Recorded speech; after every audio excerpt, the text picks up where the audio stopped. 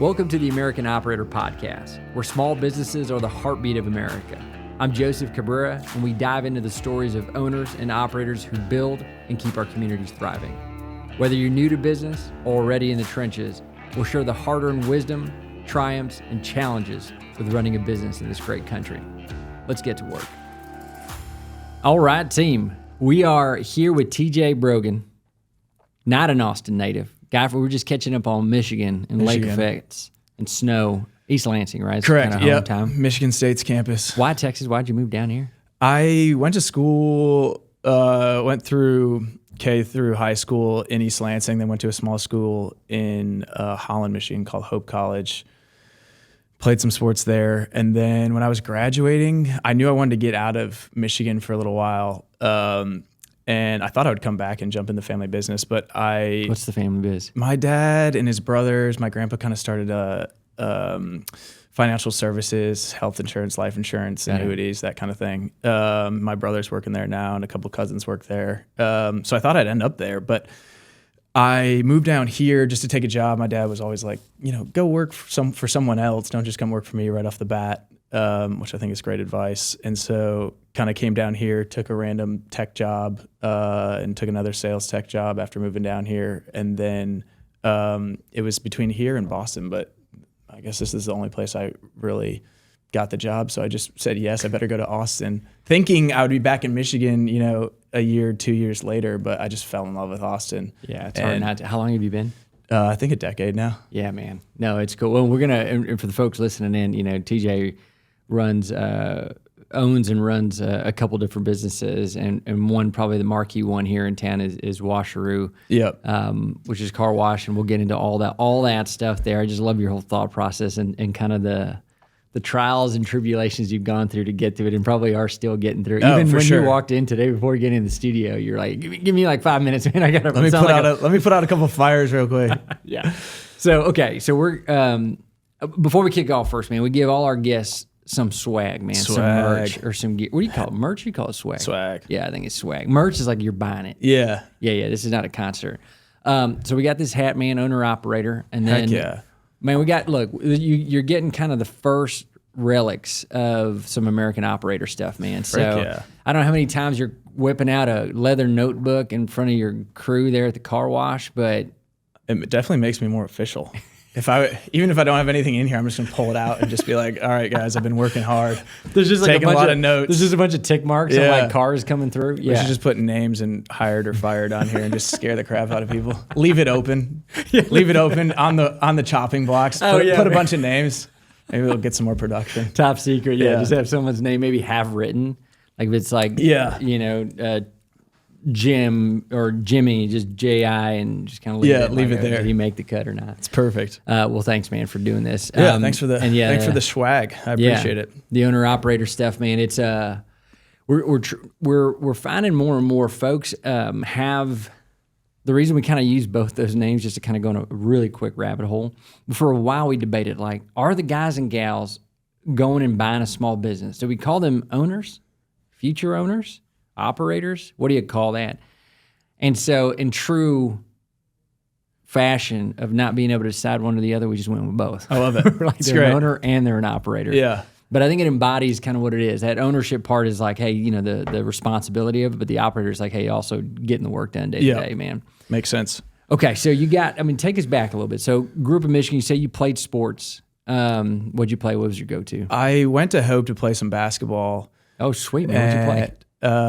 Where'd I play? No, what'd you play position-wise? Point guard usually, sometimes a shooting guard. But I tore my ACL for the third time freshman year, and it was going to be quite the battle to get back after 3 ACL tears. And so I transitioned over to a sport that isn't as much contact and played tennis for a couple of years there too. So, sick, man. Yeah. Well, that doesn't sound like it's easy on your ACL either, though, right? No, but most of the time it was tearing. It was like when I was creating space going into someone and leaning in, and then it would pop. So at least tennis, I'm in full control and no one can hit me. So I see what you're saying. Yeah, you can decide I dictate how I move my knee, and someone can't run into me and blow it out. So yeah, man. So so you played sport. Was there any aspirations to become a professional at all, or you always thought, this is for fun, I'm gonna do something else? Yeah, always for fun. The nice thing about D3 sports is they don't really own you, in the sense that, in season, it can be pretty rigorous, but outside of the season, it's not like I have to be on campus 10, 12 months out of the year, training, practicing. It's very much like, grind hard during the season, prep well, but it doesn't own you. And I was always the guy that, I was never the stud on any team. I was a great role player, super competitive, and found a way to find minutes on the basketball court or get some playing time on the tennis court. But I knew I was no Novak Djokovic or anything like that. So, did you find, man, that, let me add some context here for people tuning in who are not as familiar, but like with what I have an interesting pattern of folks that get into this ownership and operating, these small businesses. They either seem to be former military, a lot of them are former military, former athletes, and usually in the college world. Was there anything about that, even if you didn't make it into the process, was there anything about just kind of what you learned playing sports that helped for you? sure. What are those things? I mean, it's like a big piece is just like leadership and communicating with the team and making sure you're setting expectations, excuse me, and managing those expectations. And just like the camaraderie of a team. I think I've been on a lot of teams where there's toxic people, and things could spiral quickly and seasons could get out of hand quick. There's also teams of, you put the right people in the right places and it's a pretty awesome experience. And so, stepping in the business world, so much of it is just finding the right people to put on the team. And that for the car wash and for the ice cream shop, both of those took me a while to get the right teams. It doesn't happen overnight, but definitely that sports background, kind of the competitive nature of it, and the grind of it, you definitely learn to overcome some obstacles. Yeah, man. When you thought about you got some sports experience, you get into college, trying to get out of Michigan, what was your initial thought? Go buy a small business? That was always, that's always something I wanted to do. Yeah. So a little backstory on me. I'm one of 10 kids. I think I mentioned that when I was here on site when we had the big event. Yeah, here. which again, for folks who don't know, man, thank you again, man. That was awesome to have you come in here and talk to these, about 20 aspiring owner operators here and get your background stories. And I want to dive, man. You shared some juicy stuff, man, which I love. So we're gonna get back into it. But 10 kids, yeah, all 10 boys? kids, 5 and 5. So Wow, it started off, we were up 4-1. The boys, it was 4 out of the first 5 were boys, and then we got dominated on the back half, which is unfortunate. But I was the number 2, and my older brother is one of the most competitive people I know. He'll call me even today about some random golf round that he has and just goes through all the details and how he could have been better. And so we were constantly battling as a kid. But he was really the guy that, like, he was getting me up early. We went and caddied from like the age of 12 on. He was even at like 6, 7, 8. He was being like, let's set up a lemonade stand on the corner. He had that hustle. I mean, he had that hustle in him, and I kind of rode his coattails, and he led me to a place of wanting to be an owner operator. And so I give a lot of credit to Blake, because Blake was the hustler in the beginning, kind of brought me along with him. How far apart are y'all? We're like 18 months, 19 months. Tight, man. Yeah, real tight.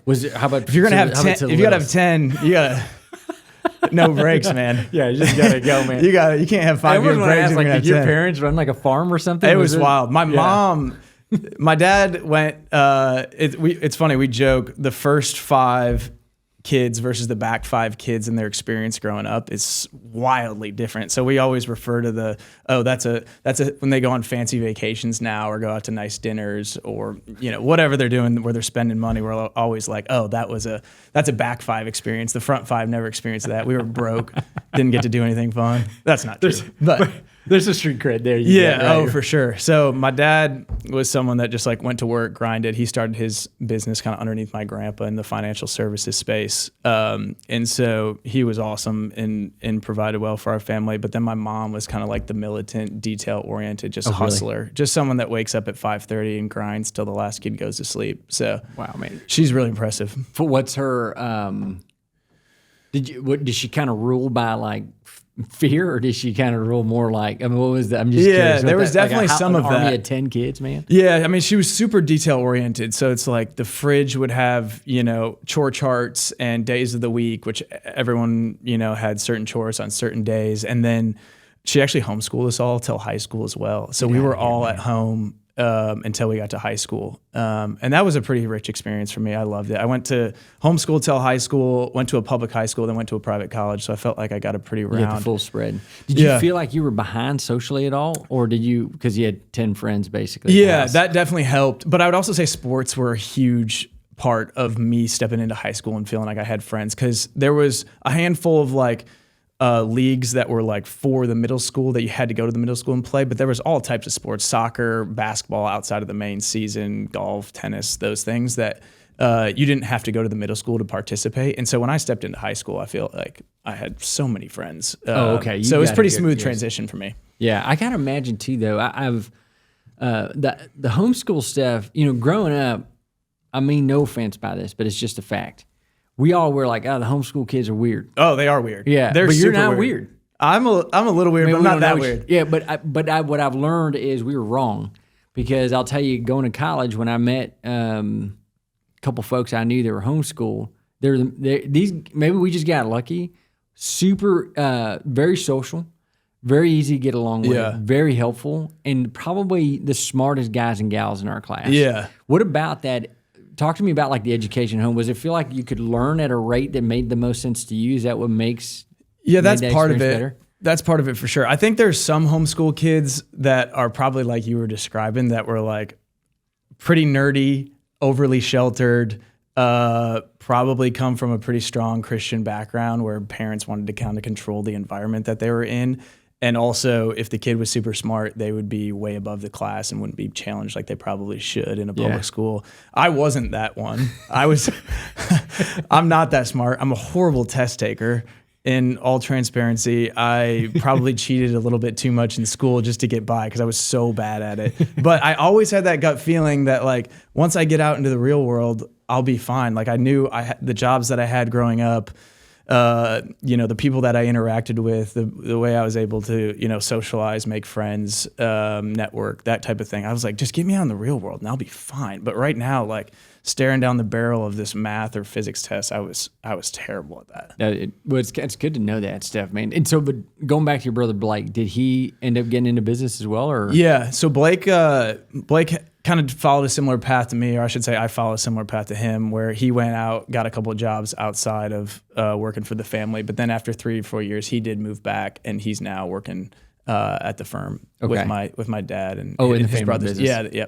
Yeah, very cool, man. He moved back. So you get through college, you get out, 1 of 10 kids, and then you decide small business or owning your own thing was in the back of your mind, but I imagine that wasn't the first thing you did out the gate. Yeah, no, I came down here, took a job working for a company called GLG, which is kind of this network of consultants that we connect with people that are trying to learn information. So I worked for that for a little while and had that itch the whole time to buy a business or to start a business, and then did that for a little bit, then went and sold software. And kind of when I was selling software, 6 months into it, I was like, I can't keep doing this. Like I have to have, a business of my own. The toughest part about the software piece for me was great job, great people I worked with, fancy lattes were always nice, lunches that came in, like all the perks were great. But it was, you start a month and you crush it for that month, and then you show up Monday morning in February and they're like, okay, everything you did last month doesn't matter. It restarts. Now go hit that target again. And I just felt like I wasn't building on anything. I'm like, yes, you could probably move your way up to an account executive and then hopefully into a higher role. But I'm like, I want to build something that's mine and I can have control over decisions. And that's what kind of led me into the journey of buying my first business. So what was the step after that? You go, okay, let me start hunting. Like where did you even start? So I didn't have a lot of money. I mean, I could have probably borrowed money, but I had some confidence to jump, but I also didn't want to go raise a ton of cash when I'd never done it. And I was also 25 years old, so didn't have a lot of street cred yet.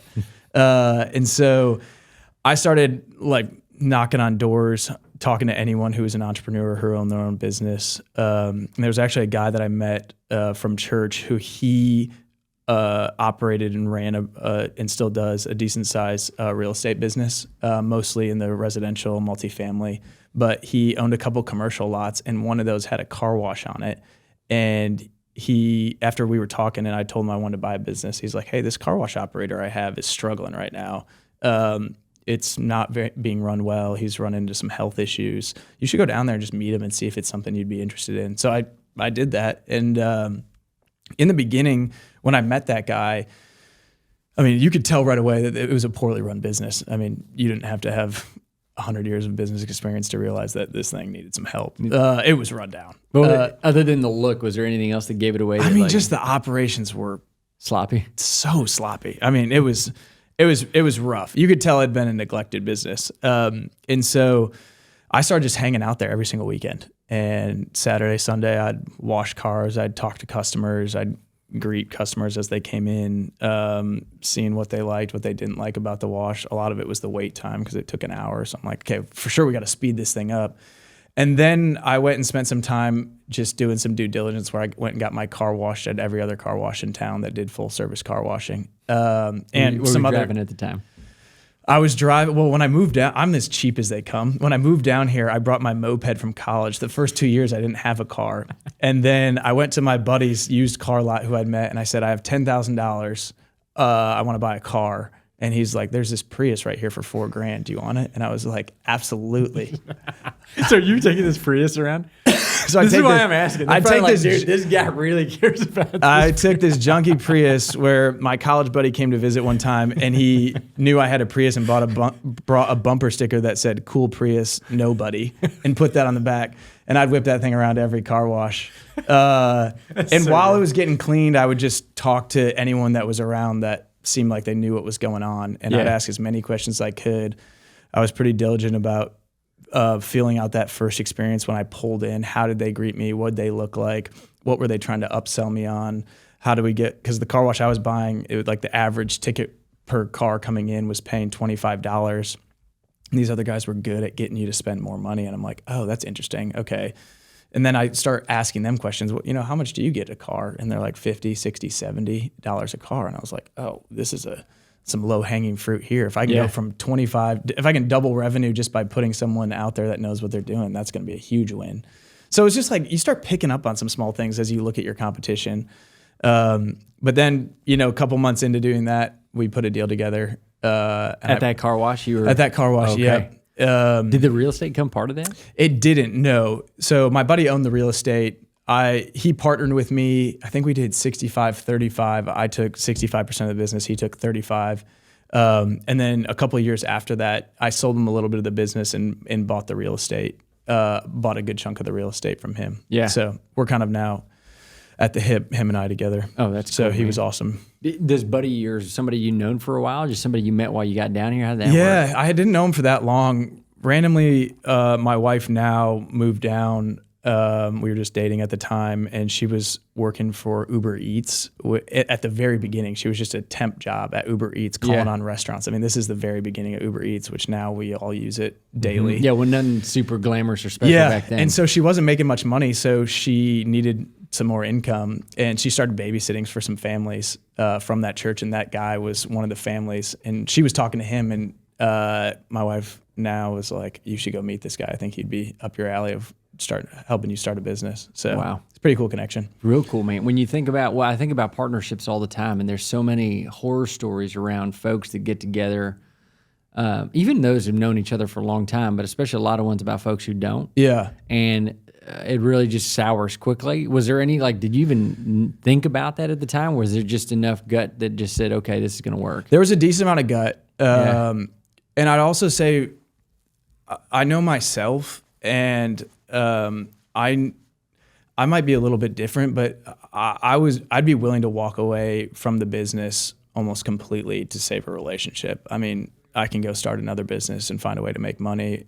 You can't find mentors like a guy like Robert was for me very often. And so, we had a couple conversations before we bought it about our relationship and how that's more important than the business. And anything can happen, but I do feel like I'm honest, hardworking, and he saw that in me, and he took a chance on me, and I also took a chance on him as a business partner, but it's worked out great. That's great, man. So as far as the way y'all do things moving forward, do y'all plan on continuing to do stuff together, or was it just for this one? Yeah, for sure. I mean, I would love to have him involved in anything that makes sense. It's always nice having someone with money too around who believes in you. And he kind of put me in touch with some of his connections as well. So if there's ever a deal that comes about, I have some people I can go to raise some capital that believe in me, which is a beautiful thing to have on your side.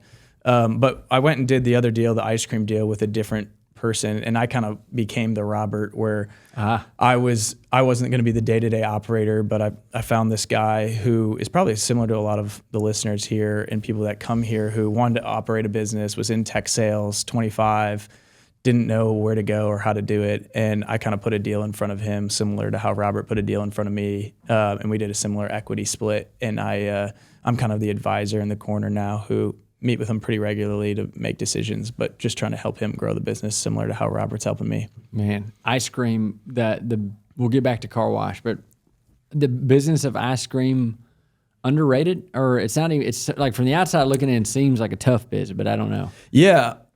I've only done one, and Mac, who I partnered with, is like a stellar operator. And we didn't start it from the ground up. I had a friend who started it. He was in oil and gas. 6 months into it, he's like, "I'm making too much money doing oil and gas. I can't be thinking about ice cream." Yeah. What am I doing here? I can't be thinking about ice cream, 50% of the time when it only provides 5% of my income.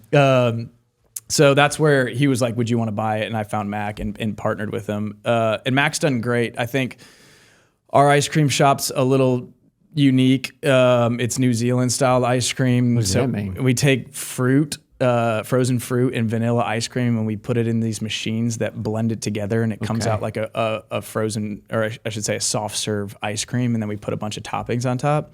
And the ice cream's good, but I'd say we really just sell the experience. It's like cool venue, all outside.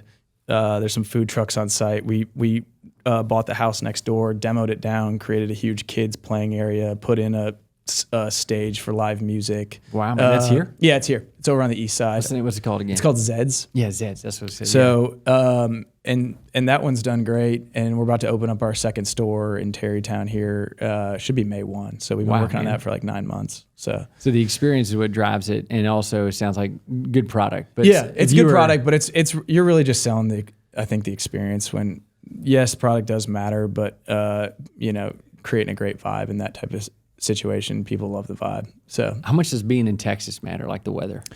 What's funny is I don't think there's many ice cream shops in Austin, which is so strange to me, because where I'm from, Michigan, every small town you go into has 1 or 2 ice cream shops, and they only operate for 3 or 4 months out of the year. Where you come down here, it's like we take a little dip November, December, January, sometimes February, but for the most part, sales are pretty consistent March through October. Yeah.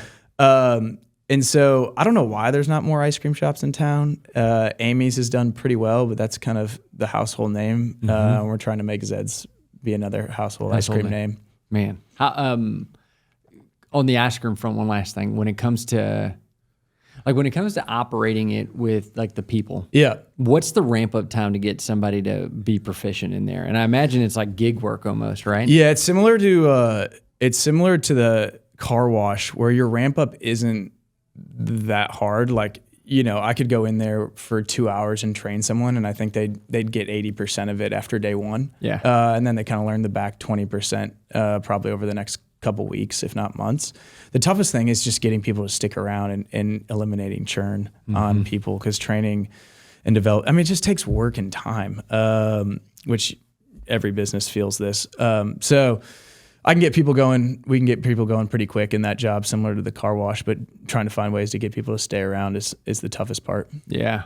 So going back to the car wash there, the business of car washing is kind of give us a spectrum, or give us a little background on your specific car wash. This isn't a self-serve place. Right. Yeah. Mine's pretty unique in the sense that really I bought it 6 years ago, and that probably 6 years ago was the start of private equity coming into the car wash space. And they were buying, the tunnel car washes that are 100 feet long. You can do 100 cars an hour type deal. And so that's where most of the industry sits. And then the other half of the industry is this self-serve car wash, where you get boomers in the early 2000s, mid 2000s buying these and starting these self-service car washes. And those are also kind of a dying fad as well.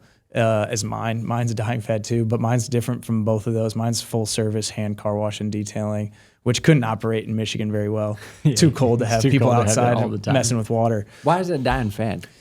No one wants to mess with the labor. I think it's like, it's a lot of work to have people on the clock, and you're managing a lot of people. And also, you can't do as many cars. So, where a tunnel wash is doing 300 to 1,000 cars a day, we sit somewhere in the 40 to 120 range. If it's sunny weekend, we can hit 120 at each location. But for the most part, we'll float around the 60, 70, 80 cars a day. And it's a lot of work. I mean, it's a grindy job. I mean, you're outside in the elements, in the heat of Texas. I mean, it's 40 degrees right now, and we got both stores open, and guys' hands are freezing. So it's a tough job. And finding the right people to do that job is just, it's difficult, and people just don't want to manage it. So the good thing for me is, in Austin proper, the real estate's too expensive to build car washes of any kind. And so there's more car washes every year going out that are coming in, which is awesome. And for me, so even if I don't grow to a ton of locations in Austin proper, more locations are going out, and by default, I'm just going to naturally get more customers coming to me. Exactly. Do you see long term that there's always going to be a need for hand washing like that? I think so. I mean, it's a smaller customer base that really cares. I think, we've been doing some surveying recently because, doing a hand wash takes more people, where I could just put a machine in there and do most of it. And so we're trying to figure out if our customer base really cares if it's hand wash versus a machine wash. And from what we're gathering, it's like 60%, 70% of our customers really care that it's a hand wash. Like they want a hand doing it. Now those people would probably go to machine wash if that was the only option, but a good chunk of our customer base really likes it that it's a hand wash. Yeah, I think probably what growing up as someone who was around and was and is, I guess, a car guy. Yeah, I would say that there is that there's that kind of almost stubbornness about, like, I do not want to take this thing through a machine. Oh yeah. Even if the machines are really, really squared away these days, like that's just something they're just like, no way. Yeah. And if anything, like I've had a couple guys actually like sort of hire these mobile services that just come to their place, or these big warehouses that have like the Jay Leno's collection of cars. Totally. So I think that's still a thing, but and to your point, it makes sense if folks are kind of dying out, then you could at least gather. Yeah. As they're kind of dying out, there's also been this surge of what you're describing of like the mobile detail kind of guys who, I mean, the barrier to entry is super low. I mean, you can get a van or a trailer, and you can be a one-man operation and build a website for a couple $100 and start booking detail appointments and running around town. So that's probably our biggest competitor, is not one individual person, but there's probably 50 to 60, mobile, if not more, mobile detail guys in town we're all competing for the same detail dollars. Yeah, interesting. How do you, when you have this business and you think about like, what are the main levers? Like, what are the things you think about every day now? Like, what are the things that from a, if growth is one of those things that like, hey, it's harder and harder to get more washes, just what's the day-to-day stuff that you like, hey, if I can optimize these things, then I'm probably doing my job to keep it thriving. Yeah, for sure. We have found it to be, I mean, I've probably put offers on 12 different washes over the last couple of years. And through that process, I've realized I don't want to travel. I don't want to spend a bunch of time in the car. I've put offers in like lowballing, 30, 40, 50 minutes outside of town, and haven't gotten those. But then there's been some ones in town that I've tried to get competitive on. And the real estate prices just make it so tough to make sense of the deal, especially with interest rates where they are. But so, I kind of took a step back after this last year and are like, okay, how do we just fine tune what we're currently doing? We were probably a little overstaffed, hoping we'd grow to more locations. That hasn't happened. And so for me, our chemical cost is super cheap. I don't really worry about the chemical. I don't really worry about utilities. It is what it is. But our labor is everything. And so finding ways to, control labor percentage for a day. We try to, at the end of the year, land around 50 to 55% of every dollar spent is going towards labor. So that's our kind of goal of where we're trying to get to.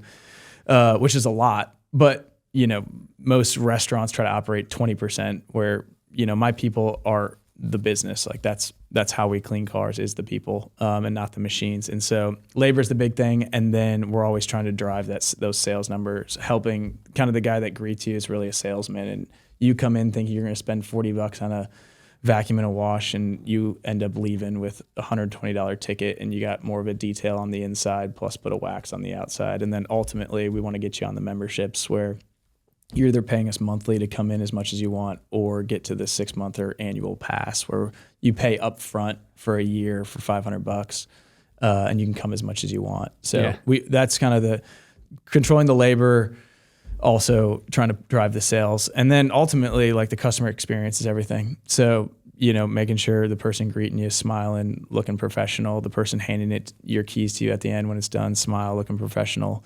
And then speed and quality all the way through. So those are the things that I'm constantly trying to fine tune. Yeah. Do you, when it comes, I'm just thinking about, you probably get some nice cars that roll in there.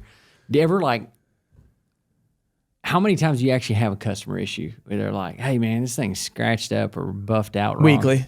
Oh, weekly? Oh yeah. How do you handle that, man? Dude, people get so pissed. Yeah.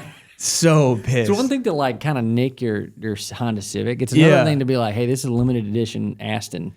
Like, how do you do that? I mean, the Astons we tell to leave because your $40 ain't worth a potential ding, a $5,000 ding damage.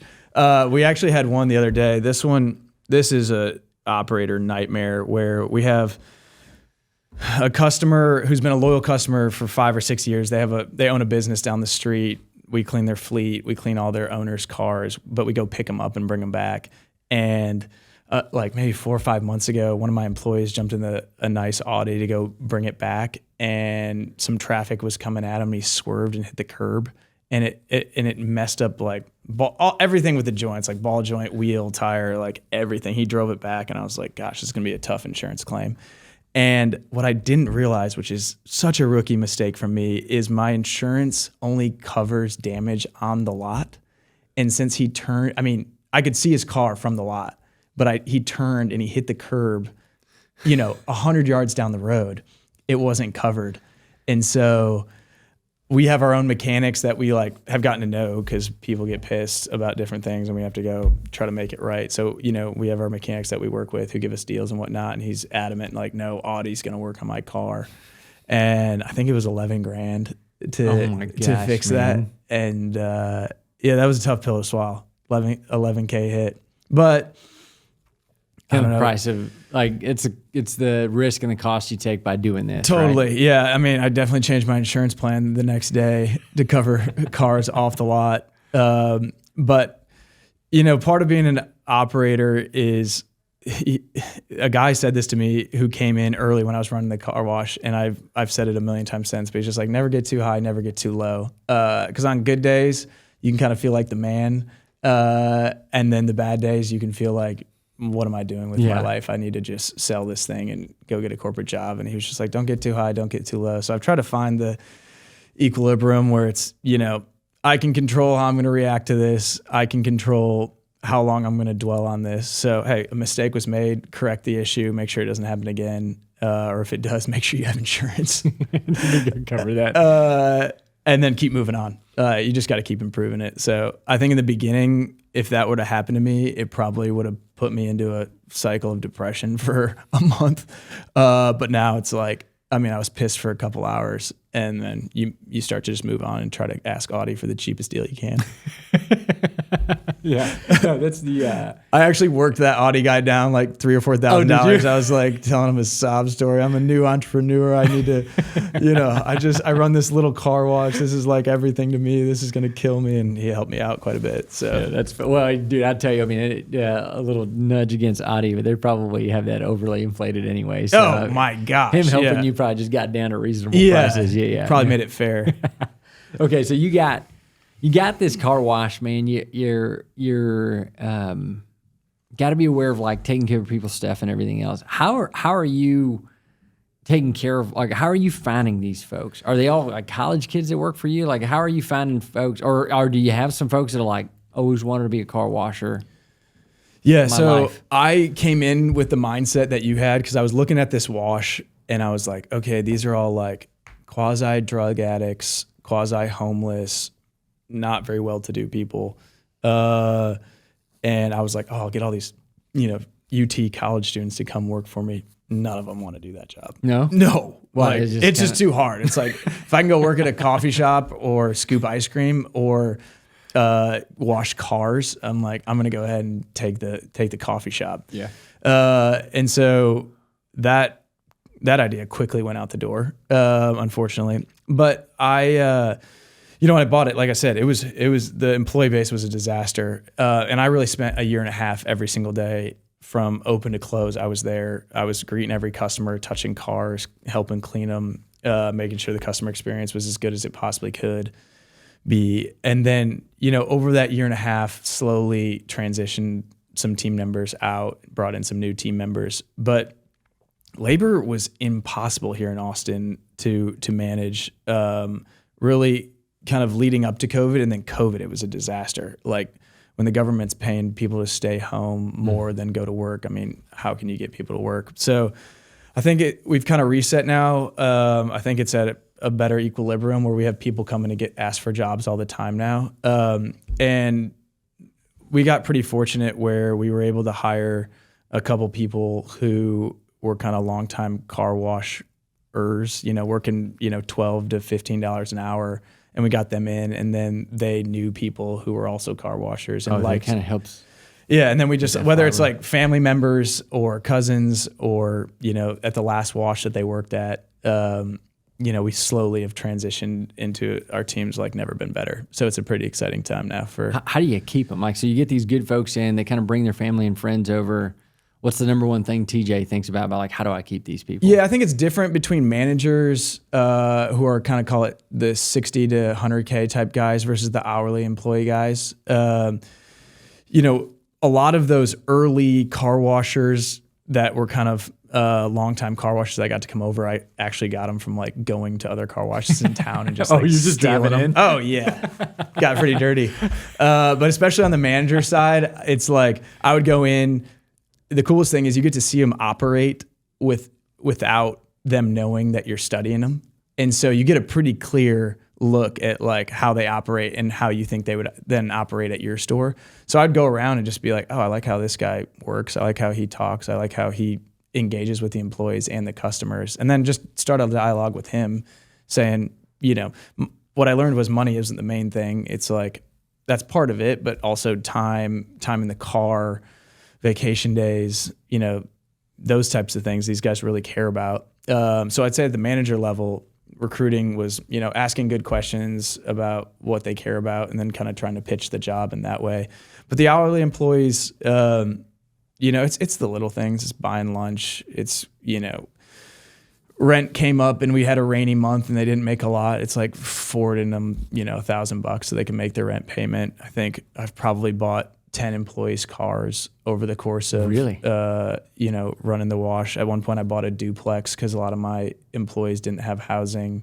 And so I bought a duplex and I had, 5 and 6 employees living in the duplex. So I've gotten creative on ways to make them happy. I think it's a give and take. I was probably a little naive when I started and I was like, oh, I'm going to be these guys' savior and hero. And I can't be that. I learned that pretty quickly. But I can provide a safe working environment for them to come into, someone that cares about them. I feel like it kind of flows downriver. If I'm taking care of the managers are then taking care of the employees. And in return, everybody takes care of the business. So yeah, man. Well, when you think about taking care of folks, was that something that just like, where'd you learn that? Like, was it, I see your pain point. If I can keep you, let me just do this thing. Or, I mean, where did that come from? Is the way you grew up? I mean, a lot of that's just like the way you grew up. It's like treat others how you want to be treated. And I think you can take that a lot of different directions. But ultimately, like, I want guys to come in and feel like they're loved and cared for as much as a business can. I can't take care of all their problems, obviously, but I can take care of some. And so being open to talking about it, everyone has my phone number. We probably have 30, 40 employees and everyone has my number and can get a hold of me at any time. So we work hard to try to take care of everybody. And yeah, it's just kind of been in the DNA since I was a kid. Yeah. Well, okay. So you talk about the people that are loyal that you've built on and whatever. You were sharing some good stuff the other day. You get some horror stories about also some crazy. I mean, I could tell you. I mean, we have monthly horror stories. I mean, they are so brutal. I mean, some of them are just absolutely nuts. Give me one of your favorites, man. Like what I mean, like would make people go, "I'm never buying a car wash." I have 50 stories that make you never want to buy a car wash. I think the one is my favorite. Was the one I told when I was here. Tell it, man. I love that. I think that one's unbelievable. I have two of these. It's like Lord of the Flies. Oh, man. It's nuts. It's absolutely nuts. There's so many of these stories. But there was, when I bought the wash, there was two guys that worked for me named Rocky and Mondo. Absolute legend drug addicts. I mean, fantastic human beings. And these guys were probably my two best employees, but they were like total idiots. And why were they the best? They were just there every day. Like they were just bodies that I could rely on, but who knows what they were on when they were washing cars, but we'll let that part go. But Rocky and Mondo, didn't know how to control anything in their lives. It was just constant chaos. They got evicted from their apartment and they needed a place to stay. And they were like, "Can we stay in the shack in the back of the car wash?" And I was like, "Good Lord. Well, at least you'll be here on time every day for work." And so I let them go crash in the back. Wait, this is like a supply shed? Yeah, dude. I mean, it's terrible. Like you poke your head in there and it's like roach infested like bongs lying on the ground, and I'm like, okay, we got to get rid of the bongs at least. Like those can't be here. But these guys would just crash back there for probably 4 or 5 months, to the point it got to a pretty unhealthy relationship with work where they were showing up late and they lived on site. Like, I mean, you're in trouble when you got two employees on site and you still can't get there on time. Can you go knock on Rocky's door? No, literally. Like I would send someone like, "Go wake Rocky up. We got cars here." There's no excuses about the bus or anything if you live on site. But I got to a point where like they had to go. They couldn't work anymore, and I had help them like run an extension cord out there because it's 100 degrees in the plus in the summer in their little box. It's probably 120. So I helped them run an extension cord out there, and we put an AC unit in for them just so they could have some power and some air conditioning. But then, when I was doing that, I was like, okay, make them pay something. So I was like, well, I'll charge them, maybe $30-$50 a month each just to cover the AC bill, just to say they were paying something. Anyways, fast forward, I got to get them out. They're fired. They're not working for me anymore, but they're like, "We're not leaving." And so I'm like, "This is our home." Yeah, man. This is like a week of like customers pulling in, seeing like bums living in the back and dropping off their Porsches to get cleaned. Like, you're not going to come back. So I finally call the cops. I'm like, I don't know what else to do. I call the cops. It's two cops. One's getting their side of the story. One's getting my side of the story. And the cop that talked to them then comes and talks to me. And he's like, "Hey, were these guys paying you anything for rent?" And I was like, "Yeah, I'm making them pay $30-$50 a month for the AC." He's like, "Well, technically they've established residency if they're paying rent. So then they have to be evicted if they're going to be able to, actually leave." And it was You're like, "Dude, this shack doesn't even have an address." There's no address here. There's no bathroom. There's nothing here. What do you mean? So finally they left one day, and I like closed the car wash so no cars can come in, and the whole team just went and demoed yeah, we pulled their stuff out to the side, anything that looked like it had any value, and we just demoed it and threw it all the shed in the dumpster. And I told the guys like, "Hey, you still have residency, you can live on site technically according to the cops, but you can't live in that shed anymore." Yeah. So eventually they moved on. Mondo for the next 3 days held a sign at the entrance on a cardboard box, whatever, little sign that said "Washaroo is racist." And so every customer pulling in, and it was just off the property, so I couldn't kick him off for doing that either. So did the other guy, Rocky, leave right away? Yeah, Rocky was gone. He's gone. Yeah, Rocky was gone. Was Mondo sleeping in the corner still? I don't even know. I can't even remember. Probably. I probably just left at the end of the day and he was around, and I was like, I just can't even think about this anymore. I gotta go, man. So that's one of the many horror stories of owning and operating. Gosh, Doc. I mean, that's like, you talk about, there's zero training for that. Oh, like, who's gonna oh yeah, man. In this case, this is the thing, man. We spent a lot of time. We actually just jumped before you came in the studio. We were on with like 50 folks, 50 aspiring operators, like on this webinar we were given. And it's amazing how many of the questions, and they're good questions, they're important questions, are about capital stacks. They're about how do you get this financing in. They're about like, hey, is this attorney better than this? But nobody's asking like, hey, what happens when a guy squats in your shack? Yeah. No he's chance. Probably just in tidy whities and like drinking some energy drink in there, and you got to get him kicked out. Yeah. Oh, for sure. Nobody's talking about that. And I think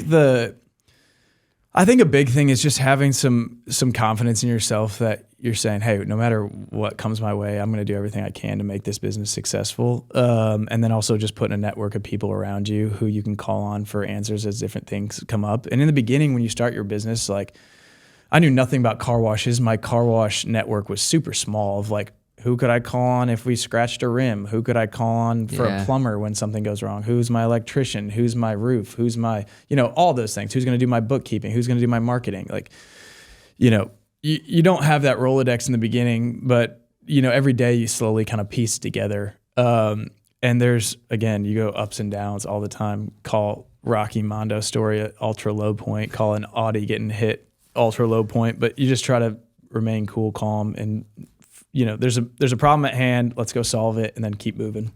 What do you call that, man? It seems like the guys and the gals that operate that seem to continue to keep moving. Maybe it's critical thinking, maybe it's creativity. I'm not sure what it is, man, but it reminds me of a guy. It reminds me of this home builder, and I remember he was building this house in this neighborhood, and I stopped on by, and he'd been calling the power company. I think not power. It might have been internet. Whatever it was some utility they needed to get to the house, and they wouldn't show up. And so he's like, "I'll have them here this afternoon." Was this in Austin? No, this one was just right outside Austin. Okay. So I stopped by and I was just like, "Hey man, so what are you gonna do about that?" And he goes, "Oh, we'll have it fixed this evening." And I was like, "How do you know that?" He goes, "Oh, I got a plan." And so what he did, he cut the power. He like took a thing and he cut the power to the whole street. And he goes, they're going to come out now because everybody here is going to complain. And now I got who I need here and I can go get them done. Dude's got some dog in him. Well, and maybe that's what it's called. Like, there's this thing I've learned about these owners, man. There's just like, if you're kind of it's weird. Like y'all are stand-up folks. But I think about like my mother and my father-in-law, they have this kind of like, they kind of are okay not playing by the rules in order to get it done. Yeah, I love that. What is that, man? Is that in you? Do you think it's an important piece of being an owner? Yeah, I think I could actually be better at that. I think I can be sometimes a little soft and a little too careful. And the guys that are really good probably are the most aggressive when it comes to cutting power. Like I probably wouldn't cut power to a whole street.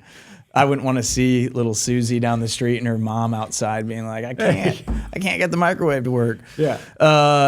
So that guy's definitely got some dog in him.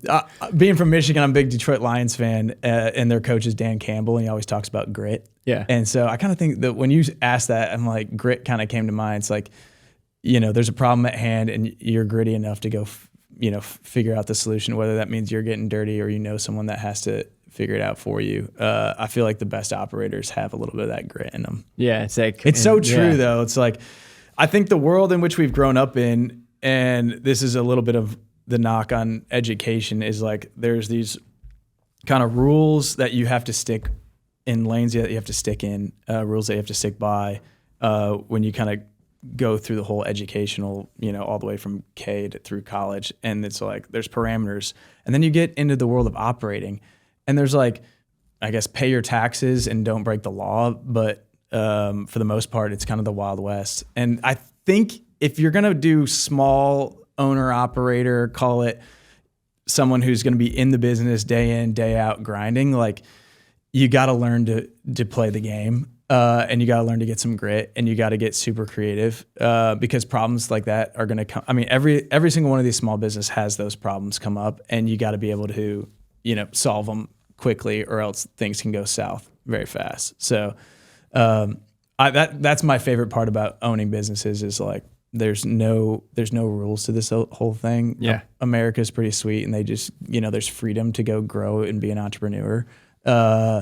And I think we live in a great place to go try to own and operate a business. Yeah, man. No, it's not it's not for the faint of heart for sure. Like you got to have some steel in there, man. Otherwise, you get broken Audis to just like how do you get these druggies off the property? Yeah. Like all those things are things that come and hit you when you But I'd also say like confidence grows too. So like I was pretty confident it was in the first business that I bought that I could get it to work. I saw some low hanging fruit that I knew I could at least not lose money. I could get it back. And if I needed to quit 2 years in, I could. But I felt like, you know, when I first started, I was a little naive, but there's some kind of beauty in the naivety because if I knew I was going to be having to kick off Mondo and Rocky 6 months later or a year later, I probably wouldn't have done it. Yeah. So it's kind of good to like, hey, I'm going to be able to withstand most of these storms and just know getting in, there's going to be some storms.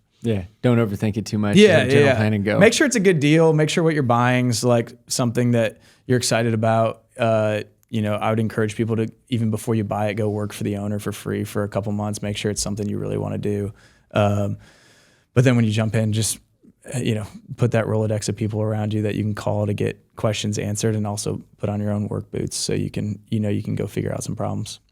Talk to me about the family piece of this whole thing. This is something that a lot of guys and gals don't either think about or talk about, but I imagine this, especially in the early days of running something, it's all consuming. Oh yeah. Just like what advice or what insights would you get? I mean, heck, maybe even more raw. Like what were the early days from a family perspective? You know, you and your wife just kind of, you were there, what, probably 12, 14, 15 hours, 20 hours a day? Yeah, I mean, it was nuts. Yeah. Yeah. I mean, just paint a picture for like what level of commitment also that requires. Yeah, it's a great question because that's such a huge piece of it. So I bought it when I was engaged, and my wife had moved from kind of the temporal into some more full-time role at Uber. So there was some structure and stability and income, and I had saved some. So we had a little bit of money. But I mean, so much of it was just like communicating as it was going. Shockingly, she thinks I'm a bad communicator. I think I'm a phenomenal communicator. I think you're doing a great job right now. She thinks I'm one of the worst communicators out there. Why would she say that? Because you... Oh, dude, I just like, there's so much stuff going on at work that I just don't want to bombard her with. So I just kind of bottle it up a little bit. It's because you just kind of, hey, I'm shutting down right now. Yeah, for sure. And in the beginning, when I was working, 12, 14-hour days in the heat, I would come back and I would just be done. Like I had no energy for her. So I think, depending on the business, you're going to be all in. All in could be 8 hours a day, 10 hours a day, 12 hours a day. So trying to manage some of those expectations. And I think like if you can bring them in the beginning as you're like, maybe not to every conversation of the due diligence and buying a business, but as things start moving towards the finish line, like have those open conversations about like, hey, this is probably what it's going to require of me from a time perspective, from a mental capacity perspective. And my wife isn't someone that's going to come to the car wash and wash cars, but she'll support me in anything that I'm doing. And she's a huge advocate for me buying small businesses. She loves it. And so she's been an awesome support role for me. But yeah, as many of those conversations you can have to just like manage expectations. I've realized managing expectations is like one of the biggest things you can do in life across all relationships, but especially with my spouse. And then find ways to, try to go above and beyond for her in different seasons where she feels like she needs it. So, my wife and I for 10 years have done a weekly date night. So every single Thursday, no matter what's happening, we throw our phones in the car and we go out for 2 hours and we get a babysitter and we just go spend some quality time together. So that's kind of an avenue where we communicate well without kids around. That's been great. And we did that before kids. But as much as you can, manage those expectations, maybe set up some time throughout the week that you're going to be guaranteed to be like fully attentive to her, which fully attentive is, I'm still thinking. I walk into a restaurant and I'm thinking about how it could be improved and maybe what the cost of goods are and how the server could probably try to upsell me on a better. I'm like always thinking small lay business. out of the menu. You're like, yeah, man, how this thing could be better. Yeah, exactly. Like I have a million ideas for you guys, but just bring me my food. I guess today I'll focus on my wife. Try to at least. What would you say looking back on it now? If you kind of looked at two parallel routes, one route, which is like you and tech sales and whatever, and continuing that life. And then now you being the small business owner. Yeah. Do you feel like now that you've gotten the business kind of at least on its feet and moving, do you like the way your life looks in this version? Or do you sometimes daydream that maybe sitting in that corporate job would have been, and I'm just strictly talking family. Yeah. Like, do you feel like now it's as healthy as family-wise and cohesive, or do you feel like now it's still the corporate stuff's always going to be more healthy? Yeah, no, it's a great question. I mean, the beauty of owning your own business, and I shared this the other day when I was here, is you at least have options. Like, I have the option to work 50, 60, 70 hours a week if I wanted to grind and grow this business to whatever height I want to grow to, or I have the option to work 20 hours a week. And I've put the right people in place who can kind of manage the day-to-day. And I love having that option because in the beginning, pre-kids, my wife was working, I was working, I wanted to grind and I wanted to try to set up a lifestyle where I could have those options. And now we got 2 kids, my wife stay at home.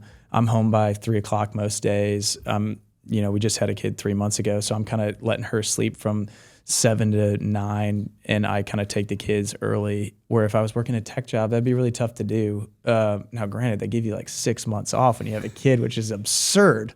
Absolutely absurd. You might take 6 days off. Yeah, 6 days maybe. I'm still answering calls and emails and probably not touching cars during those 6 days. But it just gives you the freedom to operate your life on a time perspective how you want. And there's always going to be more money to be had. And that's a conversation my wife and I have had recently. It's just like, how much money do we want to make and what's the sacrifice for that? And is it worth it? And I think those are pretty fun conversations to have because strangely, we've decided we want to keep growing income to X amount, but we don't need that much money to be happy. And so I'd rather take a couple more trips every single year, come home every day at 3 and be around the family as much as I can during these beautiful years of the kids being young. And that wouldn't be an option. Most likely not if I was doing the tech sales grind. Yeah. That 9 to 5, man, or 5 to 9, whatever you want to call it. Yeah. I think on that note, man, and shit, let's see here. Yeah, man, we were rounding that. Did that hour blow by? Was that an hour? I mean, oh man, I'm sorry. That's awesome. No, this is great. This is where, to me, this is where the best combos, man, come into place. They just go like that.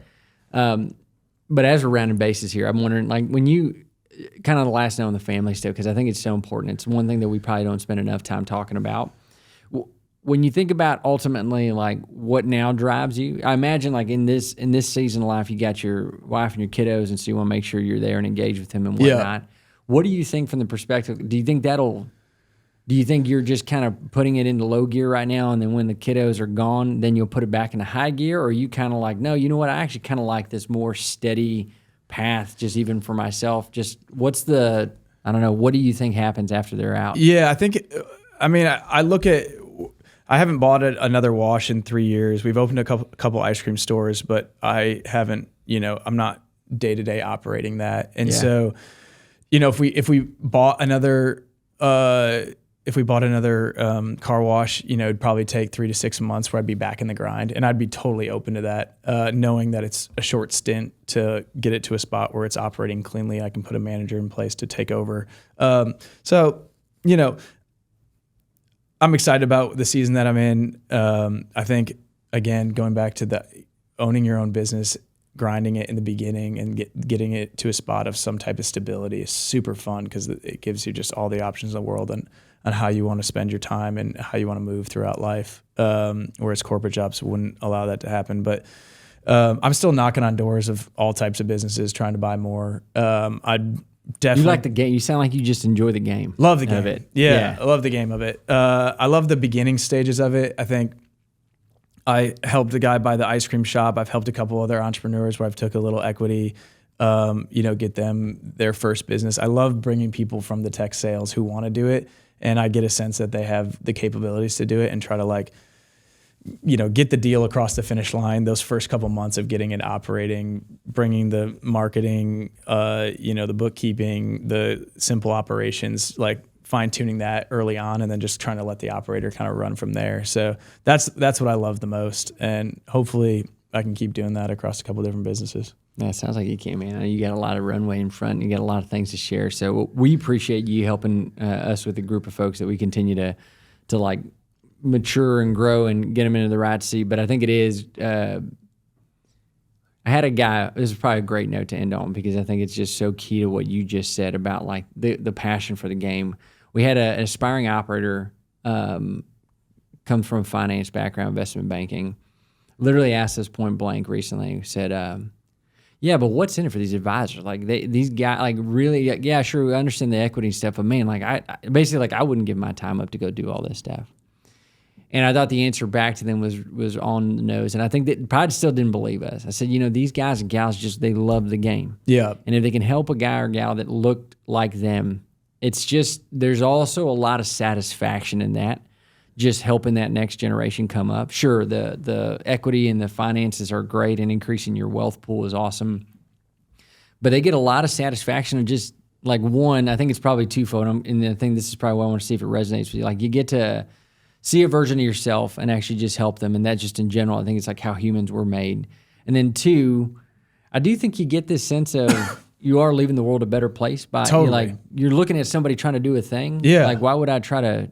I want to help you. Yeah, totally. And I think it's interesting to me is when you go talk to some of these operators, what I thought in the beginning is they would be closed books, not want to share anything about their business. They wouldn't want to potentially help a competitor. And all the car wash operators in town that I know, it's like everything's an open book. Mm-hmm. And it's like, yo, come check out what I just put in my wash and how it's changed the way we do X, Y, or Z. And it's, affected, outcomes, revenue, saving on labor, X, Y, or Z. Like people generally want to help. And so I'd encourage, everyone that's trying to start a business is go talk to as many operators as you can. It's people want to help other people for the most part, I've found. And the people that don't, move on quickly. You'll find someone that wants to help you pretty quick. Yeah.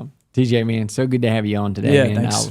We'll have some other things I know we're going to jam and do with you, but appreciate all the work that you do out there. Yeah. If you're looking for a killer car wash with no